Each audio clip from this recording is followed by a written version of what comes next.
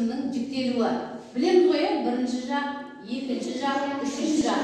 Жекеше және көше түрде қалай жалғанатынын. Енді қарайық, бірінші жақта, мысалы, оқушы деген сөз алайық, соны жіктейміз. Мен оқушымын. Бірінші жақта қандай жалғау жалғанады? Мен оқушымын.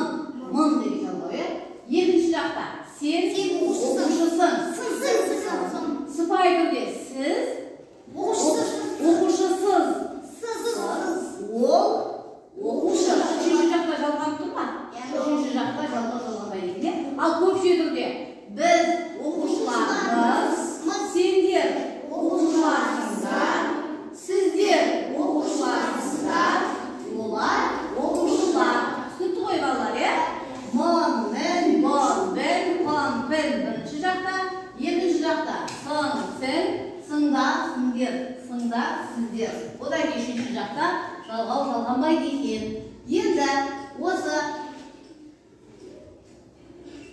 жаңа зат есімге жалғанған кезде біздің жаңа бастаушымыз мен бастаушы болса, оқушымын, яғни мың деген жалғау жалғанған кезде жіктік жалғау жалғанса, зат есіміз біздің баяндауыш болады екен. Түсінікті ме балалар? Енді қазір осылай біз тапсырмалар орындаймыз. Түсінікті ме балалар?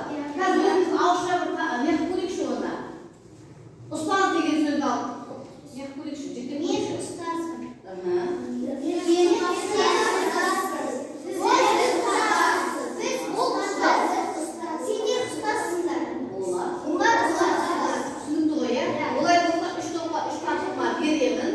Жекеше және көпше түрде тез-тез жылдам орындайды. Аспазшы деген сөздер, сендер балықшы деген сөздер, сендер жұмысшы деген сөздер тез-тез қабылдайсыңдар. Ручкамен жекеше және көпше түрде жылдам һәм бәріміз бірге орындаймыз.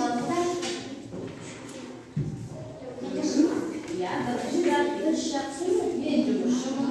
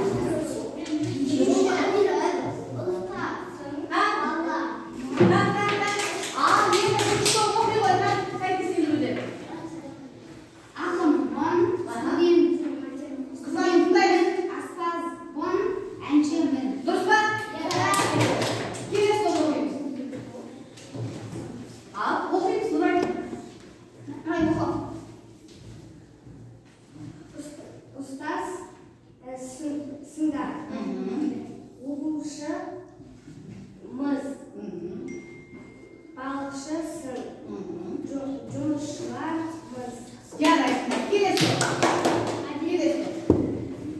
Кешесіз ұстасын баламын ұшқышпын. Жарайсыңдар. Енді бүгінгі тақырып түсінікті болса, қорытындылап жіберейік. Кімнің аты түседі, соған мен бір мені жікте деп айтамын. Ал кімге түседі? Үндеу деген қыздар бар бізде. Ал қандай сөз жіктесе болады? Бір сөз айтайық. Әнші. Әнші деген сөз жіктеп беру. Мен әншімін, сен әншісің, сіз әншісіз, ол әнші. Жарайсың, бұл жекеше түрде, иә? Енді осыны көпше түрде жүктеп берейікші ға? Біз әншіміз,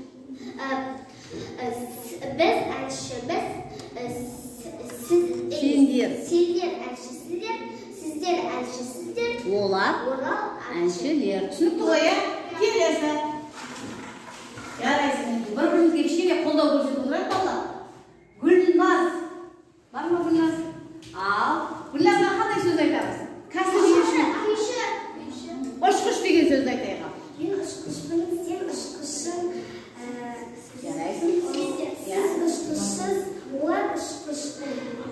Дұрыс, жекеше түрде, не көпше түрде? Біз ұшқышпыз, сен ұшқышың. Сендер ұшқышсыңдар, сіздер ұшқышсыздар. олар ұшқыштар. жарайсың. Ал тағы да кім қалып кетті бізде? Көрейік. Наурызбай. Ал.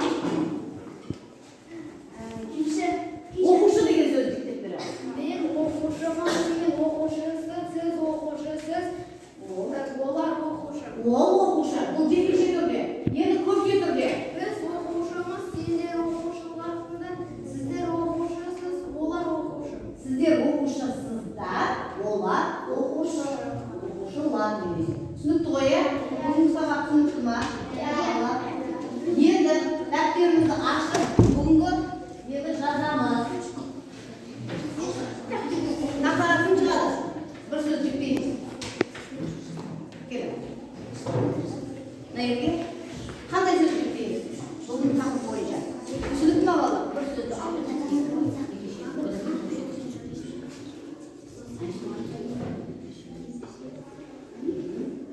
Қалғанымыз дәптерге әлемде осыны көшіреміз.